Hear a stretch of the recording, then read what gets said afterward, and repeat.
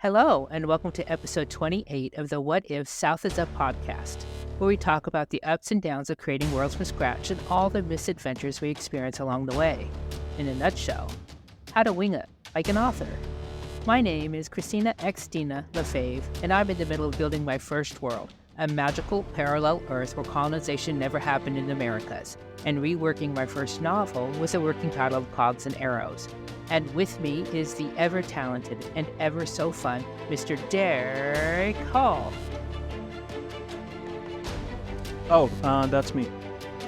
Hi, I am Derrick Hall, author and creator of the Crimson Prophecy series, of which 4 books are available just about anywhere you would want to buy an ebook, and I'm also the creator of the Horizon Gamelit world, of which there is 1, which is also available just about anywhere you would want to buy an ebook. So, that's me. Xtina, what are you drinking today?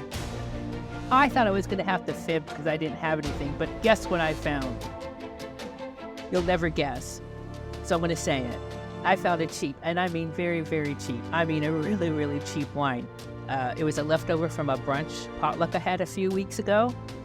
It is a watermelon wine. That's a new one for me. I've had lots of different kinds of wine, but watermelon is not one of them. I'll just say that it's better than going outside where it's 19 degrees right now, and I'm not ready for winter, so. Yeah. Welcome. It finally got to you. I knew it would as soon as you said you had it. I was like, Here it comes. That's the problem with our, latitude? We're out even, so what I get, you get like a week later. Yep, that's about right. Absolutely. So I've been under snow for a week, and you're just now getting it. That's great. I saw the pics. I don't want any snow, and we had a really cold, wet day, and that was miserable. Mm-hmm. I'd rather it not be wet. Yep. Trick-or-treating was all kinds of fun in like 15 degrees with an inch of ice on everything. Ugh. I don't, you know what? Good for you. I'm done with those days, and I'll never You go walk 3 miles in that mess with a toddler. I have been there, done that. Mm-hmm. I paid my dues. It's special. So what are you drinking tonight? I also thought I was going to have to fib, and I don't, because I looked at my liquor cabinet and discovered that I had the makings of a strawberry daiquiri. Oh. Mm-hmm. I just want all of our listeners to know that we don't fib. This was just a special occasion. I'm broke and my cabinet is lean, okay? Mine is too. This shit don't pay. Podcasts don't pay. Well, not yet. Maybe in 5 years, if we keep doing it, we might see some revenue, but... Just like enough to pay for the hosting. Yeah. That'd be brilliant. Well, you know what? I don't want to work for free forever, so... Right, I feel that. If you're good at something, don't do it for free. So maybe we need a Patreon or something. You know, it's not a bad idea. Or whatever we do. Ko-fi. Buy me a beer button on the website. Yep. Buy me a beer. I know they have buy me coffee, but is there a buy me a beer? Make the button say whatever you want. It just goes to a PayPal donation page. Yeah. Yeah. So maybe we need to do something. We might need to do something. We might need to do something. Yes. Yep. So I have a strawberry daiquiri with actually a shot of triple sec in it. So it's got a little bit of a pucker factor. Oh. Yeah. Pucker. That's a funny word. Pucker. Right up there with quagmire. And discombobulate. Or what was the one I used to say that my ex-husband said wasn't a real word? A real word. I don't know. He used to tell me that. That's not a word. Yes, it is. But pucker. I like pucker. Yeah. Okay. So, what are you reading or maybe watching? I am reading. What are you reading? I went to see the movie The Creator over the weekend, and I don't think I can name a more depressing movie. It was good. Don't get me wrong, but I don't think there was a single truly happy moment in the entire thing. So, Wow. dear listener, if you haven't seen The Creator yet, consider yourself warned. I left the movie, walked next door to the bar, and the bartender's a friend of mine. She looked at me and she goes, "You just came from the movie, didn't you?" And I was like, "Yeah." She's like, "You need a drink, don't you?" "Yeah." I ordered a single. She poured a double because she had already seen it and knew. You know what? You know what's the best part of that story? Is you have a bartender. Good bartender. Yes. Shout out to Michelle. She's awesome. We've been friends for years, but my favorite bartender went and got a real job, so rude. Yeah. Shout out to Mandy. Yeah. She was the best. No, apparently she had already seen it and then had like an hour and a half car ride home that was, in her words, way too quiet. So it's just one of those movies. Like, it's good, but you need to be in the right headspace for it. So this is a movie I can avoid. Probably. Yeah. It's timely and poignant, and the acting was excellent. The effects were excellent. The directing was excellent. Everything about it was excellent. It was just really depressing. Mm-hmm. So, yeah. What about you? What are you reading? So, what am I reading? Well, I'm reading another beta for a friend. Nothing I can share. I can say that it's interesting, the story structure that he chose, and what he's come up with. So, I don't think that structure would work for me, but it's interesting. He's doing a great job. And you remember our friend Meg? Of course. Yes. The most excellent Meg Lindsay. There you go. I'm reading her latest book. Ooh, what do you think so far? What is it? The Unfortunate Legacy of Mr. Hyde. Yeah. It's great. And once in a while, when she describes something, I'm blown away. No, she's so good, isn't she? Her metaphor and her simile skills are off the chart. Yeah, I had the privilege to beta that story for her and immediately fell in love with it. Absolutely love it. And then here recently, I actually had the privilege of designing the cover for it. But it's such a good story. Like, she did so good last year, and again this year just knocked it out of the park. Yeah, she did. I'm really enjoying it, and everyone knows that I have narcolepsy, and it's hard for me to read books. Mm-hmm. And yeah, I'm not having a problem with this one. I mean, it's really hard to put down. Yeah, I think I read the whole thing in like 2 sittings when I did the beta. It's so good. I'm pretty sure. Yeah, I just read the first half. I'm pretty sure if I sit down and well, now I might have to wait to the end of the month, but next time I sit down with it. But yeah. So other than that, I'm watching only Murders in the Building with hubby. Okay, I haven't gotten around to that one yet. I love Steve Martin. He's awesome. It's done really well. I mean, and the fact that you and I are on a podcast, and it's kind of like they're doing a podcast too. I don't know, it's just kind of fun. It's cute. Yeah, for sure.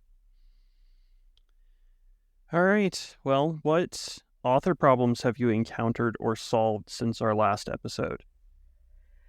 So I am now in the not solving anything mode because, well, NaNoWriMo has started. And for anybody that doesn't know what that is, it's National Novel Writing Month. And it's a national thing. Actually, it's international now, I think. And you attempt to write 50,000 words within November. So this month is all about writing and just writing. And I'm hoping that I've worked out most of the little kinks that were in my story. Well, enough of the kinks that I can just write. So let's hope that let's hope in this episode and in the next episode of our podcast, I get to say I've worked on no world building because I am focusing on writing. You'll run into something, I guarantee it. So they say, and here's the problem. And this is going to take discipline from me. I will run into something, and at that point, I need to write a note, fix this later, right? Little bracket trick that they talk about. Yeah, and then I need to move on. Because it's about discipline. What's that? Yeah, I don't have much of it, but we'll see. Me neither. And I'm just really hoping that on the next podcast, our next episode, I won't be embarrassed. I'll be able to say, yes, I've written words.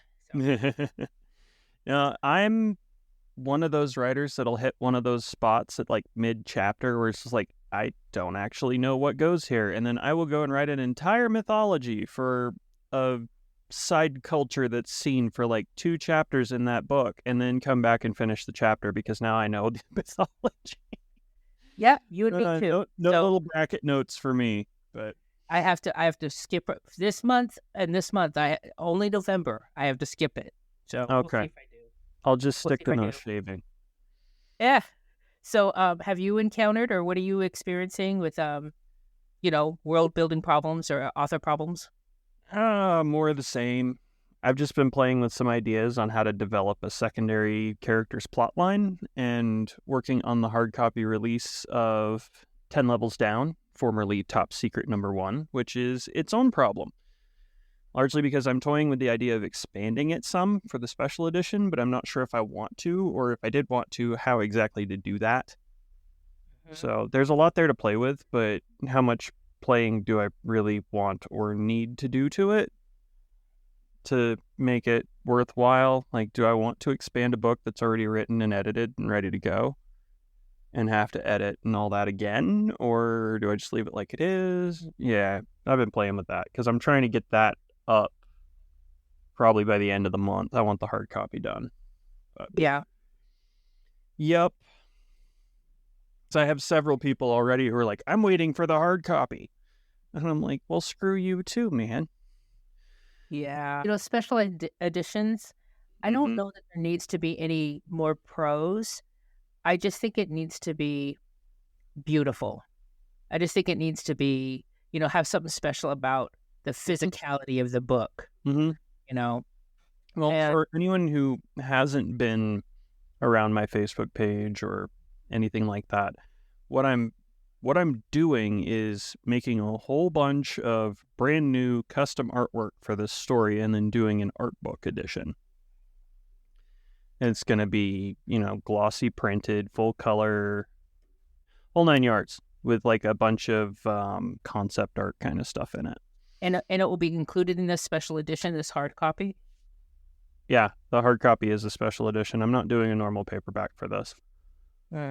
So what I'm planning is a hardback, full color, glossy art book edition, and I'm debating whether or not to add an extra chapter or 2 as an exclusive to this edition and not to the ebook edition, but I don't know. Like, I could easily do it. It's just a matter of if I want to.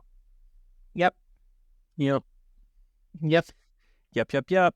Lots to noodle on. Sounds exciting. We're all sitting here with bated breath waiting for it to happen.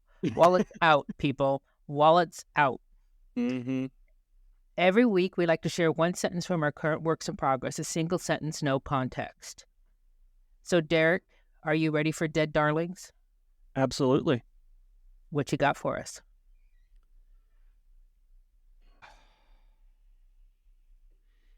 The chains snapped one by one as the beast struggled against its bonds before it leapt into the air and set about laying waste to the empire. The whole empire. It's a big beast. Wow. It's a very big beast. Very big beast. It's a beast of a beast. Well, there you go. Very nice. Yep. What do you have? After Anisha checked with... Let me start again. After Anisha... Let me start again. No.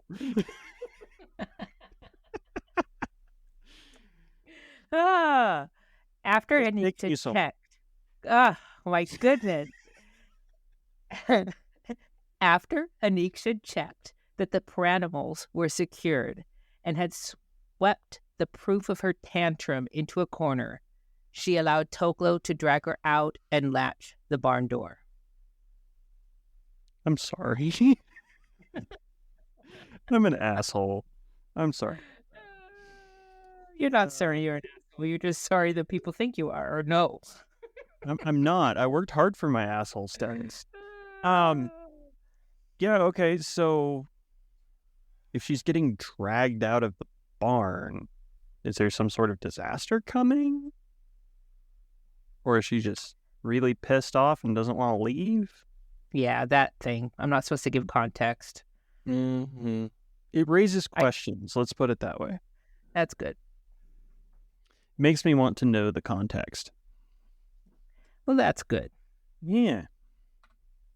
All right, now the point of the show and our favorite game. Each week, we roll a d20, which helps us randomly choose from our perpetual list of 20 scenarios. And then we talk about how it would affect our made-up worlds. Xtina, are you ready? Of course. Cool. Drum roll, please. Let's see here. 16. What if someone close to your main character died? Oh, well, that happens all the time in your book. Hey. You're not wrong, but rude.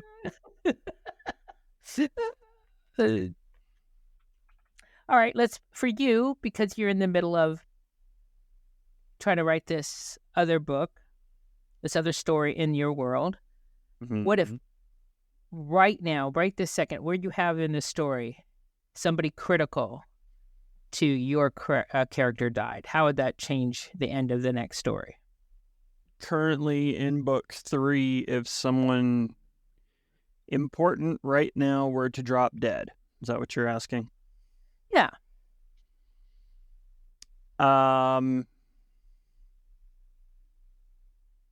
Honestly, it depends on who it was. Because I'm like 12 chapters in and I've already put somebody in the ICU. So that's tricky. It honestly depends on who it is. There's certain characters that if they got offed, it wouldn't really be a story-breaking event.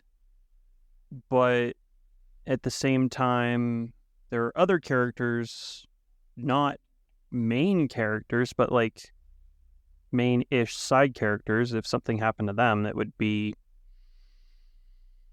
a drastically different book just because of what all's going on in the story. So fine, the cat's out of the bag. You done told everybody. I have a tendency to kill off main characters. Maybe not main characters, but main character adjacent characters. Yeah, you're not George R.R. Martin, but you're close. No, I'm not posting a picture of the cast on Twitter and going, "Who's your favorite?" and everyone going, "It's a trap." That's not. I remember when he did that for the TV show in like season 6 and the absolute uproar that ensued. I'm not that evil. Some people out there, you know who I'm talking about, would disagree. But I'm not actually that evil. If somebody dies, it serves a purpose in the story. So you're close, but not that evil. I'm not that evil. I didn't say I was innocent. I'm just not that evil. So I don't eat babies or anything. Yeah, I don't.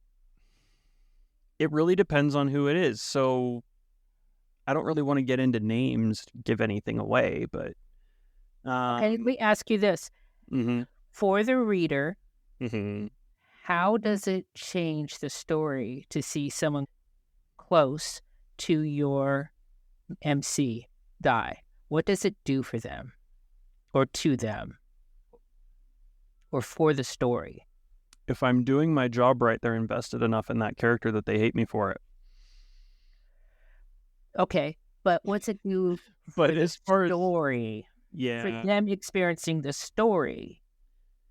I think if you're gonna kill off a main character or a main character adjacent, as an author, you have to make it worth the pain.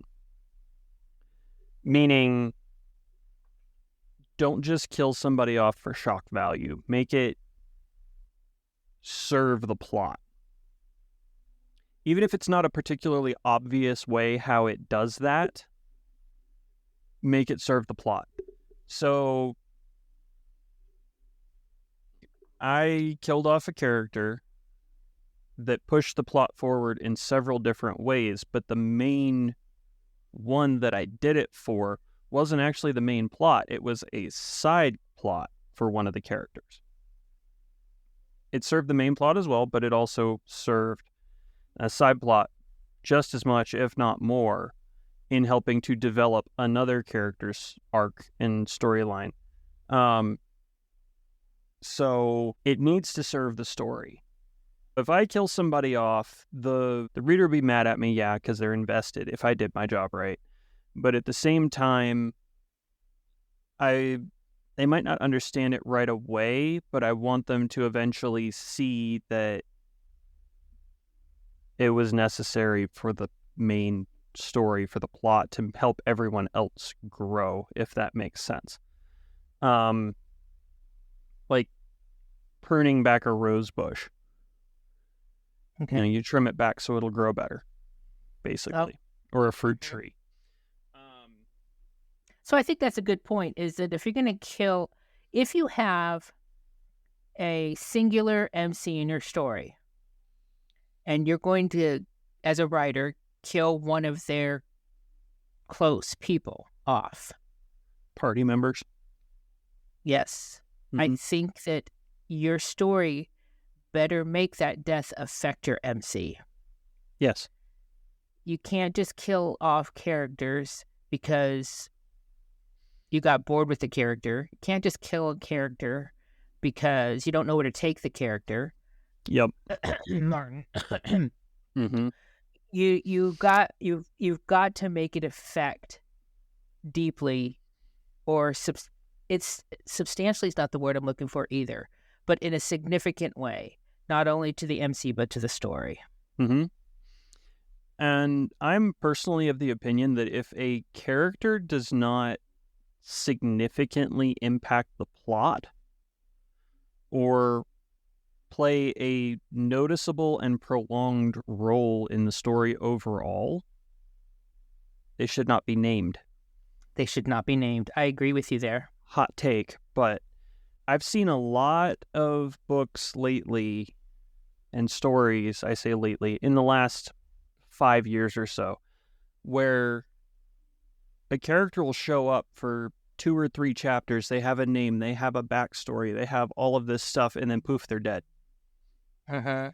And you're like, but wait, why did I spend all that time getting to know them if they're just, cannon fodder, as it were? So I think I would agree with you, but I'll take it. I'll give it a caveat. So what you don't want to have happen in your story is that you keep calling someone the storekeeper, the storekeeper, the storekeeper. I mean, because from a third-person limited point of view, they're not going to call the person, if they know their name, storekeeper. So right. You might give them a name, but you made a point. Don't give them a backstory. Yeah. So toward the end of book 1, building right up to the climax of Ketron Odyssey, the big final battle and all of that, I have my main party essentially sneaking through a military camp, and they get caught at one point. And they get noticed by a soldier. He gets killed in the space of, I think exists in less than 2 pages of the book. He is not named, but at the same time, I have had people tell me that his death made them cry. Interesting. So you don't have to give a backstory. You don't have to have a name. You don't have to have, Fezzikus, son of Fezziwig, son of whatever genealogy. He has 8 sisters and 4 brothers and a pet pig. It's just a guy in the wrong place at the wrong time who looked the wrong way. But sometimes that's all you need. Well, yeah. If you wanted to add, what's the word? A heaviness at that moment. Mm-hmm. You need to kill somebody off gracefully if that's what you're trying to do. Yes, it was less than graceful, but yeah. No. You wrote it gracefully, okay? Mm-hmm. So that it affected people. Okay? Yes. It doesn't matter the method of death. I'm not talking about that. I'm talking Minotaur about to the chest sucks. I'm talking about the feelings you emoted from your readers. You did that in a graceful way. Yeah. So in that case, it was mostly done for emotional impact, to kind of drive home the seriousness of the situation for everyone else involved. Mm-hmm. But it's not necessarily something that has to be... You don't have to be attached to people. The reader does not have to be attached to a death for it to matter. But when they are attached, it sure as hell had better matter, or it's not going to work. It's going to feel extraneous and excessive, but why? So one of my pet peeves, one of the things I hate, is when you're watching a movie and all of these people die around the MC and their gang, just to show that the bad guy's a bad guy. Yep. You just see people dying left and right. Hundreds of them. I'm not a fan of purposeless red shirts. Yeah, that's a great way to say it. At the end of the movie, I'm like, okay, so this one person is alive now, but 300 people died so they could be alive. Mm-hmm. And I'm like, why? Why does this person deserve to be alive more than the other 300 people? What makes them special? Yeah. In situations like that, you kind of leave the reader or the viewer or, whatever the perspective is, the media consuming individual, with almost a sense of survivor's guilt. Mm-hmm. It's like, why me? Why them? Why not? Why did they die? And like I said last episode, I've been on kind of a World War II movie drama kick, and that's kind of a noticeable theme in a lot of them is survivor's guilt. So maybe that's why I'm hooked on this. But yeah, it's a thing. Like, even reading a book, everybody dies, and then that one character you didn't really like makes it, and you're like, but why? Why? Yeah. What about your world? What would this do with Anisha or any of her party members? So, at this point in Anisha's life, she's never actually had to experience someone close to her dying. Yeah. And so someone will die by the end of the book. But it is being used to propel her forward. She can't just sit on her laurels anymore. She can't just sit back and watch the world go by or bad things happen. Mm-hmm. So the death is used as a way to propel her forward. As it should be. I mean, I don't know what else to say. I don't know which one of us wrote the question. I don't either. However long ago. Right. Sometimes I move the questions around just to mess with me. Yeah, we know. Just to mess with you, just to mess with the numbers. Yeah. Yeah. I'm a firm believer that a death in a book, a movie, a story, a song, whatever it is, should mean something. I agree. And whether or not it means something and how that meaning is portrayed can set the tone significantly. I mean, if you think of Terminator, right? Mm-hmm. This guy comes across, right, across time, and he lands. And he's only killed like 3 people. And we are scared, for that MC. I forgot her name right now. We are Sarah Connor. Thank you. We were so scared for Sarah Connor. And only 3 people had to die so far, Yeah. It was done so well, the intensity. Now, if he had come through the world and started just gunning down people left and right, I don't think it would have affected me the same. Yeah, it wouldn't be as menacing. No. There's something about the quiet and methodical serial killer that is so much more menacing than guns blazing in a crowd. Mm-hmm. It's more calculated. It's more specific. And yeah, it does make a big difference. So I mentioned music as an example. You have Queen and Bohemian Rhapsody, where in the first section, it's Mama just killed a man, and it's got that weight to it, and you feel it, and you feel bad for this guy going, he knows he screwed up and is torn apart by it. And then you get Johnny Cash and Folsom Prison Blues and shot a man in Reno just to watch him die. It's almost flippant. Well, I shot the sheriff. That is flippant. Yeah. But I didn't shoot the deputy. Yeah. So, that's kind of a drastic contrast, but it makes a point because one of them you feel the emotion and the other one is just like, yeah, I did a thing. I was curious. So, So the hard part was trying to decide who to kill off.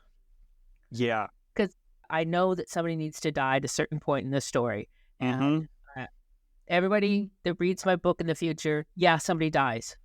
Cat's out of the bag. Yeah. But choosing who's going to die. Yes. Choosing who's going to die is far more difficult than I thought it would be. Because I had thought it would be this person. And then I thought, no, maybe it should be this person because it means this.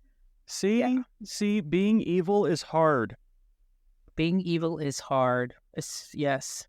Yeah, I had the same problem with the first book because I didn't want to kill who I killed. I'm not going to spoil it for anybody that hasn't read it. I didn't want to kill who I killed in the first book. I didn't want to kill who I killed in the second book. And in this third book, I know who's going to die. I just haven't gotten there yet. And I don't really want to do that either. And I have a few fans out there, you're probably listening and know who you are. Hi. Who have made guesses as to who it's going to be, and they're all wrong. But I know who I'm going to kill, and it's still going to matter. Yeah. But it's just... It's hard. It's hard because you write these characters for so long. In my case, I'm 3 books in, and by the time I'm done, it'll be close to 500,000 words worth. And it hurts. You get attached. Yep.